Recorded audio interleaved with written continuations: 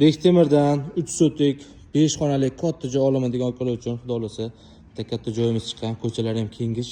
100% tayyor bitgan. O'zining tashqarida navislari qilingan. Letni kuxnya va sanuzlar bor. Xo'p, uyimiz fasad qismi. Bu qismida podvallari ham bor. Uyimiz ichkari qismiga kirib ko'rsatamiz. Yana bizlarning o'ng qo'limizda kengishgina mehmonxona kutib oladi. Oldiga qaragan panoramali oynalar bilan uni ro'parasida kattagina ayollar uchun oshxona. Bemalol kafillar terib qo'yilgan, mebel taxlatib, suv qo'yib o'tirsa bo'ladi. Oynalari chiroyli qo'yilgan. Uning yonida kattalar uchun yotoqxona, birinchi spalnamiz.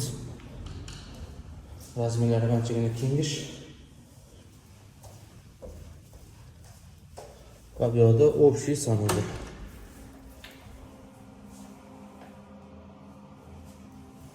Mana kir mashinaga ham joylab tashlab ketilgan. Bu yoq qismimizda ikkita katta yotoqxonasi, bitta o'rta detskiy. O'ng qo'limizda yotoqxona ichida o'zining sanuzorlari bor. Kattaligi kattagina, bemalol spalni hammasi sig'adi. Bu yotoqxonamiz ham razmer xuddi holatda.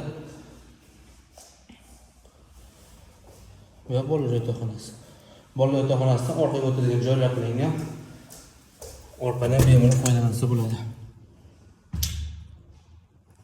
Akalar